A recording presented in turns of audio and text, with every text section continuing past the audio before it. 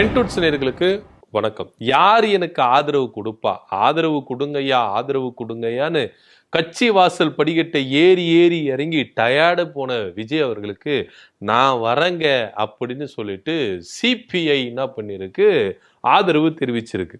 அவங்க அதிரடியான முடிவு எடுத்திருக்கிறாங்க. அதாவது திரு மு.க. ஸ்டாலின் அவர்களை போய் சந்திச்சிருக்கிறாங்க. அவரு டீசெண்டா என்ன சொல்லியிருக்கிறாரு அப்படின்னு பார்த்தீங்கன்னா, இது உங்களுடைய முடிவு, நான் எதுவுமே சொல்ல, நீங்க போகணும் சொல்ல மாட்டேன், போகாதீங்கன்னு சொல்ல மாட்டேன், உங்க இஷ்டம் சார், நீங்க போனா போங்க, போவகட்டி போங்க. திமுக அப்படின்றது இன்னைக்கு நேத்திக்கு எல்லாம் தோல்வி கண்டுல, அது பாரம்பரியமா தோல்வி கண்டிருக்கு. அந்த தோல்வியில இருந்து எப்படி எழுந்து வெற்றி அடைஞ்சிருக்கு, அதுதான் ரொம்ப முக்கியம் அப்படின்றதுல திமுக ரொம்ப ஸ்ட்ராங்காவே இருக்கிறாங்க. சோ அப்படி சுத்தி வளைச்சு பார்க்கும் பொழுது இங்க சிபிஐ ஆதரவு கொடுத்தாலும் பிரச்சனை கிடையாது, சிபிஎம் ஆதரவு கொடுத்தாலும் பிரச்சனை கிடையாது, காங்கிரஸ் ஆதரவு கொடுத்தாலும் யாருக்கு எந்த பிரச்சனை கிடையாது. ஏன்னா திமுக அப்படின்றது வந்து பாத்தீங்கன்னா அது ஓங்கி வளர்கிற மரமாகவே இருக்குது. சோ இப்ப சிபிஐ அவருக்கு ஆதரவு கொடுத்துட்டாங்கப்பா. அவருடைய எம்எல்ஏக்கள் எண்ணிக்கை எவ்வளவா இருக்குது அப்படின்னு பாத்தீங்கன்னா 115 எம்எல்ஏக்கள் அவர்கிட்ட இருக்குது.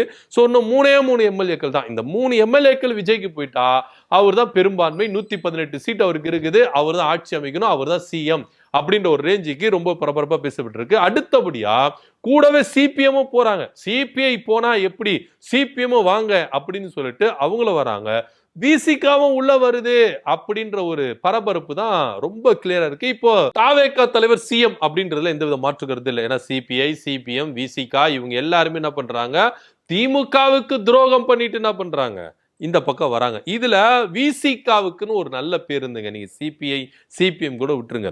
விசிகாவுக்கு, அதாவது திருமாவளவன் அவர்களுக்கு பொது வெளியில ஒரு நல்ல பேர் இருந்தது. பத்திரிகையாளர்கள் மத்தியிலும் சரி, அரசியலும் சரி, திருமாவளவன் விசிகா அப்படின்னா அது ஒரு தனித்துவமான கட்சி, யாருக்கும் விலை போகாத கட்சி, யாருக்கும் அடங்காத கட்சி, யாருக்கும் சமரசம் செய்யாத கட்சி, இன்னொன்னு சொல்ல போனா சந்தர்ப்பவாத அரசியல் செய்யாத கட்சி, சுயநலவாத செய்யாத ஒரு அரசியல் கட்சினா அது விசிகா மட்டும்தான், அதோடைய தலைவர் திருமாவளவன் மட்டும் அவர்கள் தான் அப்படின்றதுல எந்தவித மாற்று கருத்துல. இன்னும் சொல்ல போனா பல தலித் அமைப்புகள் பாஜகவின் கைகூலிகளா இன்னைக்கு இருக்கிறாங்க. ஆனா விலை போகாத, பாஜகவுக்கு அடிமையாகாத ஒரே ஒரு தலித் கட்சி என்ன அப்படின்னு பாத்தீங்கன்னா அது விசிகா மட்டும்தான், அண்ணன் திருமாவளவன் அவர்கள் மட்டும்தான் அப்படின்றதுல எந்தவித மாற்று கருத்துல. இன்னைக்கு அவரே ஒரு சந்தர்ப்பவாத அரசியல்ல போய் மாட்டிக்கிட்டாரோ, ஒரு சந்தர்ப்பவாத அரசியல அவர் முன்னெடுக்கிறாரோ அப்படின்ற ஒரு வருத்தமான செய்தி. மற்றபடி ஒண்ணும் கிடையாது. விசிகா மேல தனிப்பட்ட ஒரு விமர்சனம் கிடையாது, திருமாவளவனை தனிப்பட்ட அளவுல நம்ம விமர்சிக்கணும் அப்படின்றதுல கிடையவே கிடையாது. ஆனா இப்பேற்பட்ட ஒரு சந்தர்ப்பவாத அரசியல போயிட்டாங்களே அப்படின்ற ஒரு மன வருத்தம் தான். இன்னும் சொல்ல போனா பாஜகவின் பி டீமா இல்ல, டைரக்ட் டீமே இவர் தான்ப்பா அப்படின்னு திமுக கூட்டணியில் இருக்கிற வரைக்கும் விமர்சிச்சிருந்தாங்க. அது சிபிஐயா இருக்கட்டும், சிபிஎம் இருக்கட்டும், விசிகாவா இருக்கட்டும். திமுக கூட்டணியில் இருக்கும்போது விஜய் எந்த அளவுக்கு கடுமையா விமர்சிச்சாங்க, பாஜக தான் இயக்குது, பாஜக தான் எல்லாமே இவங்களுக்கு செயல்படுத்துகுது அப்படின்னு சொல்லிட்டு விமர்சிச்சவங்க இன்னைக்கு தூய சக்தியா தெரிகிறாரு விஜய் அவர்கள். பாஜகவின் பின்புலம் இல்ல, பாஜக அவங்களை ஆக்டிவேட் பண்ணல அப்படின்னு விசிகாவுக்கோ, சிபிஐக்கோ, சிபிஎம்க்கு தெரியுது. சோ அதனால என்ன பண்றாங்க, இந்த பக்கம் போயிருக்கிறாங்க அப்படின்னு தான் பார்க்கணும். ஆனா ஒண்ணு, பதவி சுகத்துக்காக மட்டுமே இந்த கூட்டணி சந்தர்ப்பவாத கூட்டணியா தான் இருக்குது. இது நீடிக்குமா அப்படின்னா அது கிடையவே கிடையாது, ஊர்ஜிதமா சொல்லவும் முடியாது. ஏன்னா யாருக்கு எப்படி வேணாலும் என்ன பண்ணலாம், இங்க காட்சிகள் மாறுறதுக்கான வாய்ப்புகள் அதிகமா இருக்குது. அப்படின்னா இதுக்கப்புறம் தான் விஜயுடைய சுயரூபங்கள் எல்லாமே வெளியே இருப்பது. அவரு சிஎம்மா அமைந்துட்ட பிறகு பாஜகவை கொடுக்குற நெருக்கடிகளை எப்படி அவர் சமாளிக்க போறாரு. ஒன்னும் இல்லைங்க, சிஎம் ஆகிறதுக்கு முன்னாடி ஆளுநர் மூலியமா பாஜக எந்த அளவுக்கு நெருக்கடி கொடுத்தது, இதற்கு அவர் குரல் கொடுத்தாரா? ஒரு குரல் பேசவே மாட்டேங்கிறாரு. இவருக்காக மத்தவங்க எல்லாம் பேசுறாங்க, மத்தவங்க எல்லாம் போராடுறாங்க எல்லாமே.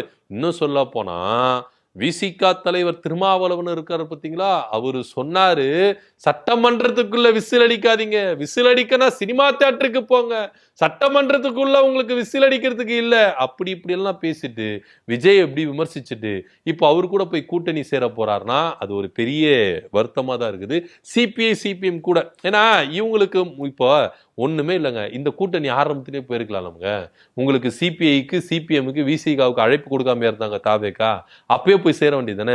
ஏன் திமுக கூட்டணியில இருந்து ஜெயிச்சுட்டு போகணும்?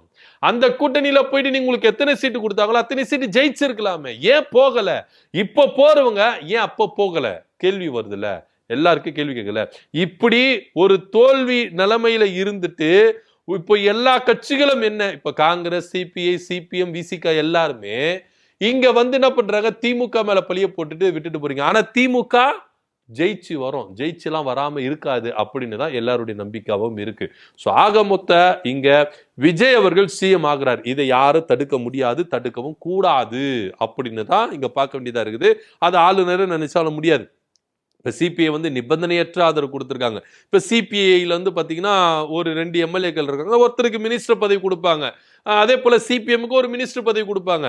இன்னும் சொல்ல போனா விசிகாவுக்கு துணை முதலமைச்சர் பதவி கொடுக்கறதுக்கு வாய்ப்புகள் உண்டு. அதையும் நம்ம நல்லா நோட் பண்ணி பார்க்கணும். ஸோ அவரு துணை முதலமைச்சர் ஆவாரா அப்படின்னா திருமாவளவன் ஆகிறதுக்கு வாய்ப்புகள் இருக்கு. ஏன்னா இடைத்தேர்தல் ஒன்று வரும் திருச்சி கிழக்குல, அங்க திருமாவளவன் நிக்க வைப்பாங்களா, இல்ல அந்த தொகுதியில நின்று அவரை ஜெயிக்க வச்சு அவர் துணை முதலமைச்சர் ஆக போறாங்களா, இல்ல மினிஸ்டர் பதவியோ இல்ல வாரிய ஏதோ ஒன்று. விசிகா, சிபிஐ, சிபிஎம், காங்கிரஸ் இவங்க எல்லாருமே பதவி சுகத்துக்காக போறாங்க, சந்தர்ப்பவாத அரசியல் எடுத்திருக்கிறாங்க அப்படின்னு தான் பார்க்க வேண்டிய ஒரு விஷயமா இருக்குது. ஸோ என்னதான் இருந்தாலும் திமுகவை அழிக்கிறதுக்கு இங்க யாரும் வரலங்க, திமுகவை அழிக்கவும் முடியாதுங்க அப்படின்ற ஒரு விஷயத்துல யார் வேணா எங்களை விட்டு போகட்டும், யார் வேணா எங்களுக்கு துரோகம் செஞ்சுட்டு போட்டோம், யாருன்னா எங்களை மேல ஏறி மிதிச்சுட்டு போட்டோம், யார் வேணா எங்க வளர்ச்சியில கூட்டு சேர்ந்துட்டு வளர்ச்சியை கண்டு வெற்றி அடைந்துட்டோம்னா போட்டோம், எங்களுக்கு அதை பத்தி கவலை கிடையாது, நாங்க மீண்டும் வருவோம் அப்படின்னு சொல்லிட்டு ரொம்ப உறுதியா திமுகவும் இருக்குது. சோ இந்த மாதிரி ஒரு அரசியல் இருக்குல்ல, இது எல்லாரும் எதிர்பார்த்தது தான். சிபிஐ, சிபிஎம், விசிகா 3 பேரும் விஜய் அவர்களுக்கு ஆதரவு கொடுப்பாங்க அப்படின்றது எல்லாரும் எதிர்பார்த்த ஒன்று தான்.